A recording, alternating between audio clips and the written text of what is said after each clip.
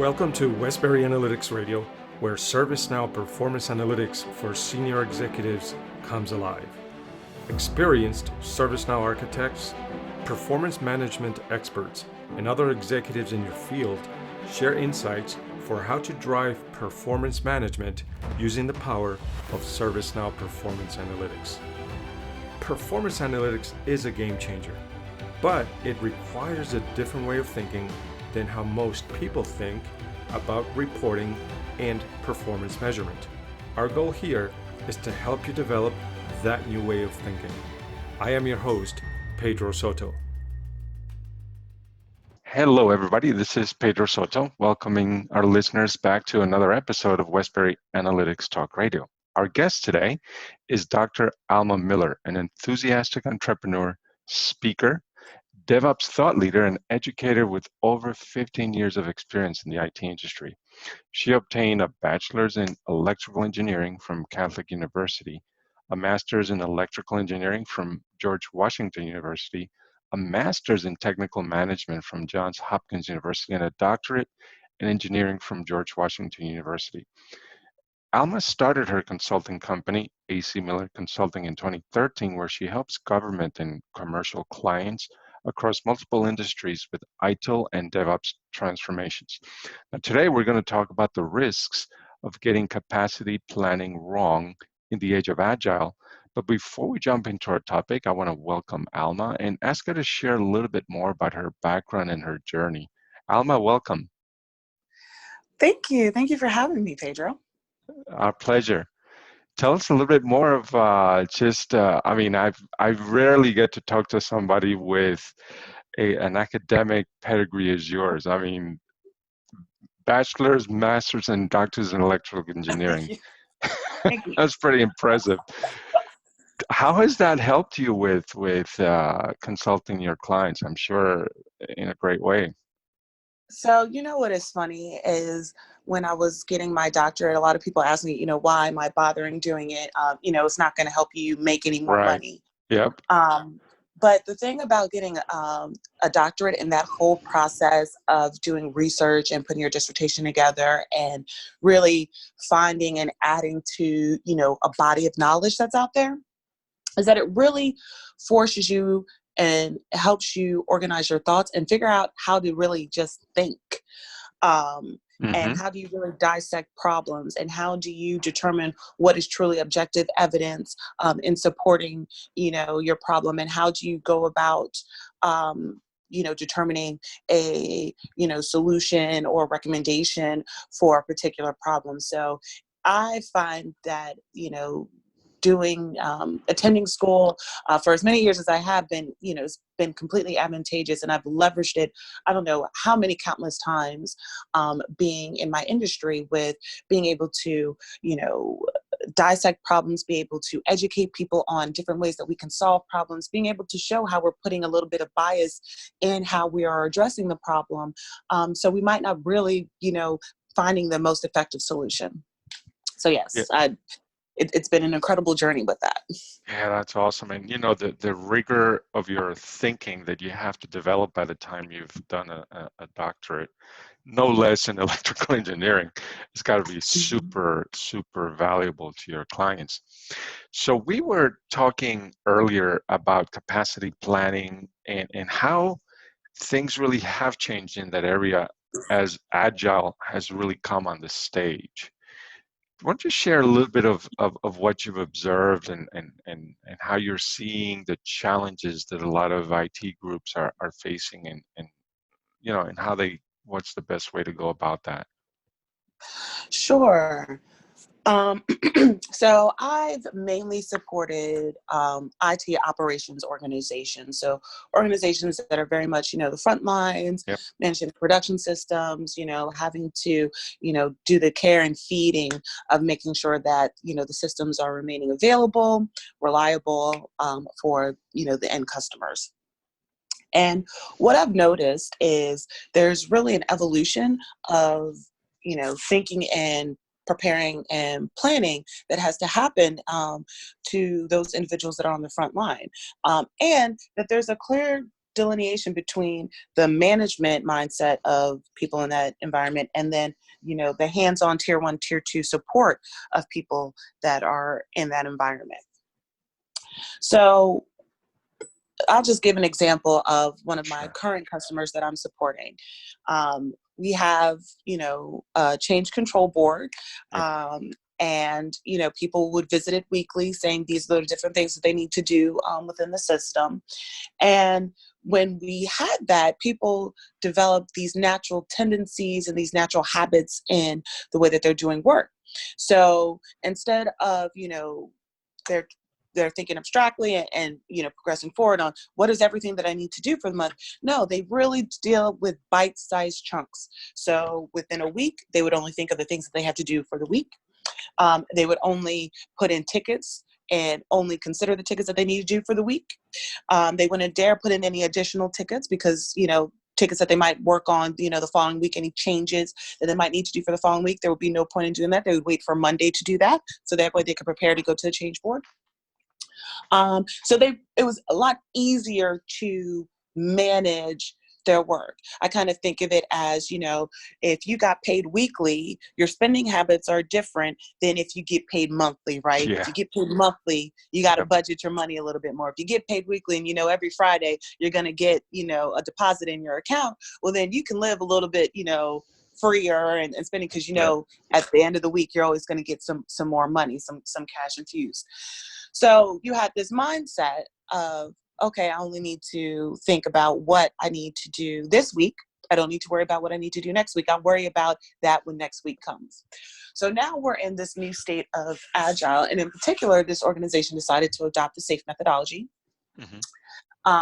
And in that, we have to do program increments and be more involved, really, really trying to build this whole DevOps culture, merging the operations and the development teams together so they can work a little bit more seamlessly instead of having, that brick wall that's in between the two teams.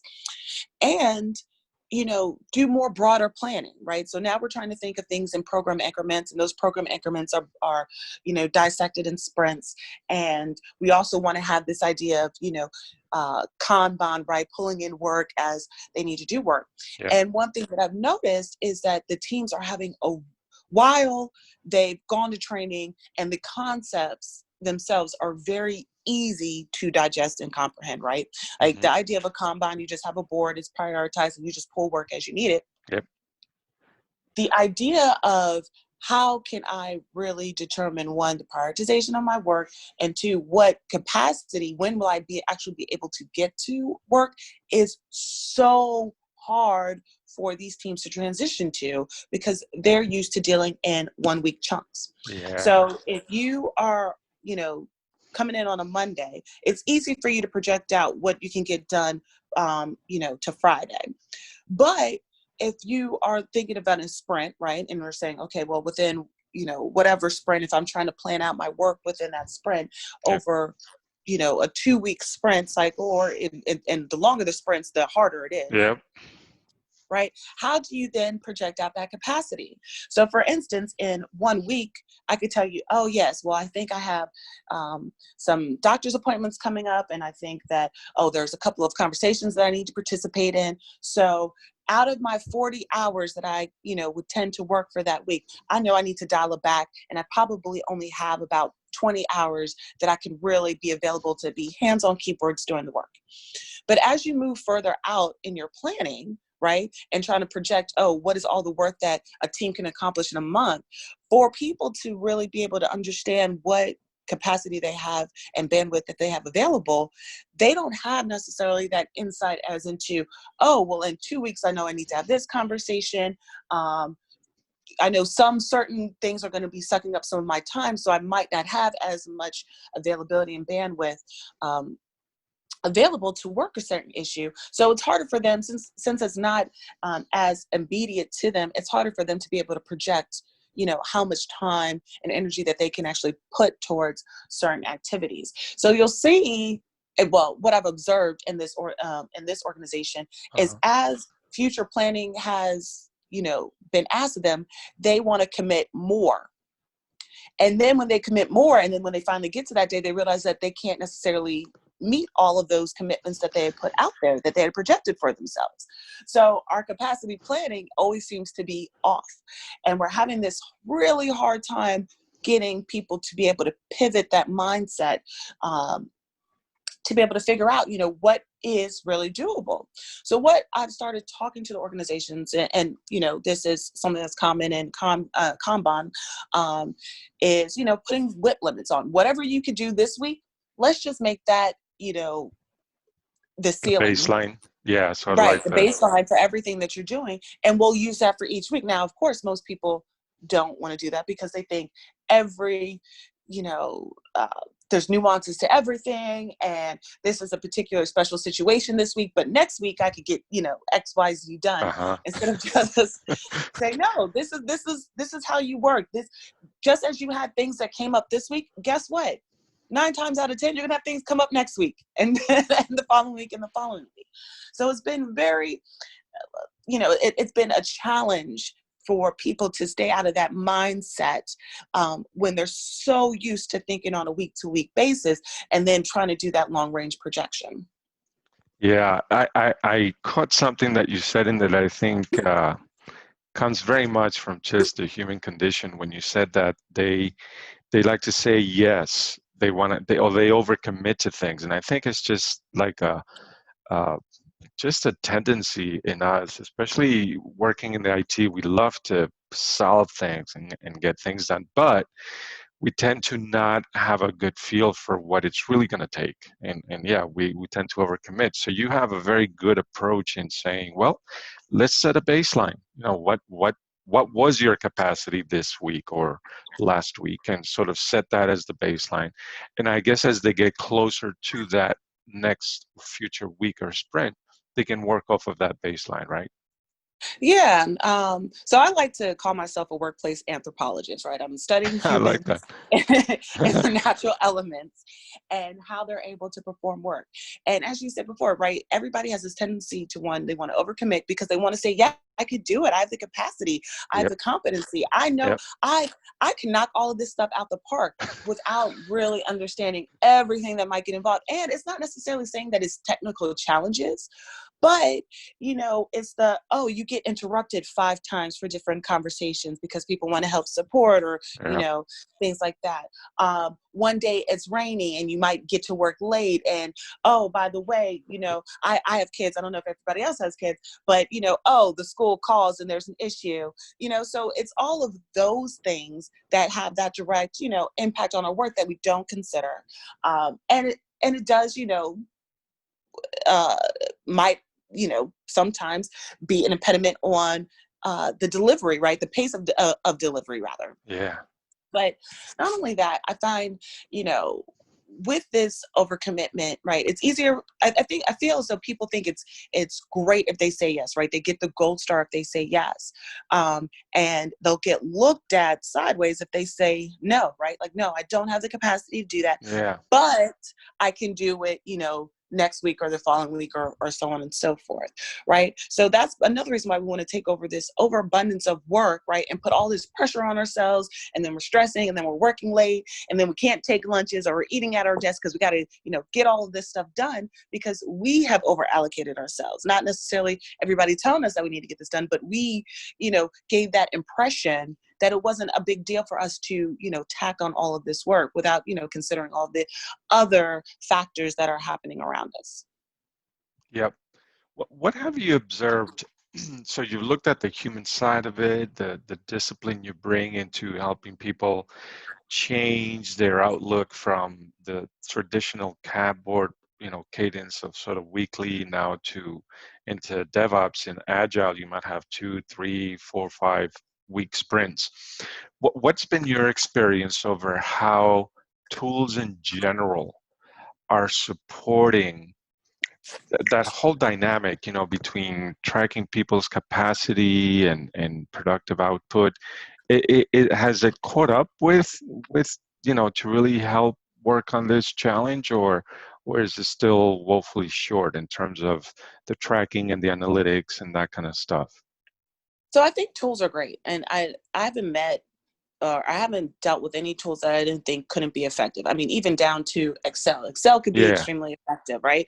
So, but a fool with a tool is still a fool, right? So the so here, and my experience and the things that I've observed is organizations, they get these great tools, Yep. and it has all these bells and whistles, and then they don't think about the organizational shift in order to really implement the tools effectively, right? So what processes need to change, right? Because if you have this great tool that's supposed to collect all of these different data points, how well have how well is your process to make sure you're collecting all of these different data points, right? Yeah. How well have you trained people to understand the information that needs to be collected? I'll give you a case in point example that I actually just experienced today with some of my team members, and I realized I didn't provide enough information in regards to utilizing this tool to help facilitate our process. So we have certain things that we, earmarked as high priority that need to get done within a sprint. Right. And so we have a certain tag, right? And this is a free form field, right? We have the tool of choice that we're using is RTC, and it has free form fields where we can add tags so people can easily search out any type of things that they want to do. Well, some of my individuals, like on my team, were using this tag that I had of saying something was critical for a sprint to identify all of their work that they thought was important for a sprint. Now, it had two different applications for it, but two completely different meanings. For me, it's at a program perspective, right? Very visible items that have lots of dependencies, in this critical path of delivery. Yep. And then these people are using it for, I need to earmark things that I know I have to get done. So then when their things start coming up on different reports, they say, wait a minute, my stuff is becoming very visible and I don't necessarily want it to be visible. They were saying, well, here we are using some of the same pieces of information and we're reporting on it differently. So yes, we have this great tool and we have these great features within the tool that anybody can use, but here we've added and injected all of this confusion because we haven't really properly communicated it out, their true intent for different things. People want to use it for different purposes, so we haven't really fully aligned the teams, and that they addressed a need that we didn't fully think about when rolling out this tool, so people found their own means to solve their problem. Yeah. Right? So tools are great, right? And they are helping the challenge, but people still kind of get in our own way. Another example is, the teams that I work with, they're like, oh, we got to make our work visible, right? So we got to use the tools, put everything in the tools. Yeah. Then you come back to them and say, wait a minute, you're working on something that's not in the tool. Wait a minute, you made progress and you didn't update information in the tool. Oh, well, gosh, that's so much, data entry and administration. I don't have time to do that. I've got to do work. Well, wait a minute. Do you want to use the tool to make everything visible so people can get off your back? Or do you want to go back to the old way and people constantly pinging you because you're not updating the tool because it's too much administration for you, right? So it's really figuring out within the organization, the tool, the right balance, the processes, to make sure that that it can be used effectively, right? Because it's not necessarily picking the right tool, but it's making sure your organization's ready for the tool. It's making sure your processes are built and have enough rigor in it where, you bring in whatever tool you're using, you're getting the appropriate information, and it can be used effectively. Agreed. Very good. So you've given us a very nice flyby of, the things that you encounter when you're helping a company really come into this new world of DevOps and Agile thinking and helping make that transition. And you shared with us, sort of like what happens on the battlefield. I'd love to ask you, what is the mindset of the leadership that has decided to do this versus others that haven't? Because I'm sure you see groups that they're just kind of muddling through, not really making that transition. But what have you noticed? What are the leaders that have decided to bring someone like you in and take a more rigorous, a more structured, a more committed approach? Why? why and what is the thinking that's driving their decision to do that? Well, for one, I think everybody wants to have a top performing organization. Mm-hmm. So I think regardless that leaders who do bring in outside consultants, leaders who want to just do it independently on their own and kind of muddle through it, I think everybody has the same motivation. I think when it comes down to, it's not necessarily the level of commitment, but how much risk are you really willing to take in making that concrete decision to do it, Fascinating. right? How much level? Yeah, tell me more about that. So whenever you make a decision, right, you never know how it's really going to turn out. That's right. And so when you make the decision, you're putting yourself out there and you're putting, your name on the line. Like, look, this is what I think we should do. And if it goes bad, people will look back and say, well, you told us to, go to door A instead of going to door B. Yeah. So it's all your fault why we're here. And organizations that really decide to make the pivot, you have a leader that isn't afraid to make the decision and accept all responsibility and consequences that come from that decision. Yeah. Right? So even if they go and say, yes, we're doing this pivot, and it might be disastrous, because usually, it's rough for a little bit. Yep. They are fine and they are comfortable with it, right? Because they still have that same motivation as the other person, but they know that, it's going to take some time. They know that there's going to be pitfalls. They know we're going to have to continuously evolve. They know that whatever they envision how it will look like, it probably will be different than how it actually is implemented. Yep. But people who, still want their organization to succeed, still think, oh, we need to do all this great stuff, but don't want to actually make that decision because they're afraid that, wow, if we do this and we realize, man, we have to, increase the number of people that we have on this team by, twofold, and we don't have money for that, and therefore it's going to fail, or we don't have the right tools in place to do that. Oh, we're going to need to do all these dramatic shifts, right? Yeah. And if they think it might not go positively, then why would they ever want to put themselves out there saying, yes, I'm the person that's on the front line making the decision to do this? So they'll shy back away from it and they'll pretend like they want to do this transformation, but they will never put forth all the resources and really do the commitment that they need to. With one of my organizations that I support, we have a problem with our leaders defining the priorities. Yep. So we have all these people doing day-to-day stuff. And I think it's out of fear that if something happens, a ball gets dropped, and their team comes back and says, well, I did it based upon the priorities that you gave me, that's not going to look good for them, right? They don't ever want a ball to drop, and they're not willing to necessarily accept that responsibility and the consequences of that situation if a ball gets dropped, because they gave direction on what the prioritization of work should be. Oh, that's very well put, Alma. That, because I've observed the same thing when we go into a client and help them do with the things that we do related to analytics. And it really speaks to the resilience of the leadership to take the risk, because sometimes it may not work out. A lot of times it works out differently than it was envisioned originally.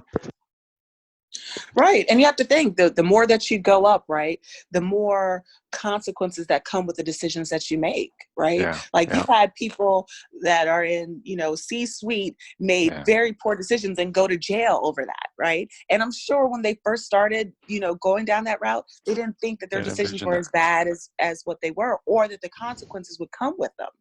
Yeah. Yeah, agreed. Fascinating. Alma, we're getting to the time limit here. You've really helped us get such a rich and fresh look, and you articulated so well, of this transition that so many groups are going through from into the DevOps Agile world. Wanted to wrap it up, and if you could share with our listeners anything that you might be working on that they'd like to check out, how to reach out to you if they want to continue the conversation with you, and we'll wrap it up. Oh, awesome. Well, I am on LinkedIn. That is my social media of choice. I know people tell me I should probably get Twitter and Insta and all that other stuff. I'm old, so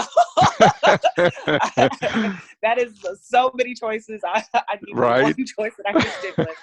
So I tell people to reach out to me on LinkedIn. I do several writings and publishing of articles. So I say check those out. I'm always interested in receiving feedback, and I am working on a book loosely. Cool. With this whole workplace anthropology and observations of leaders and middle management and the dynamics between co-workers and employees, especially in IT, right? Because every organization has IT, regardless if you Yeah. think that you're not an IT company, you are an IT company. And especially in this age of COVID, I mean, we have Yep. definitely Yep. utilized IT in all respects. So technology is here. It is not going anywhere. If anything, it's just going to be continuously be more embedded in our lives. So how do we use that in our organizations? How does that impact us as humans,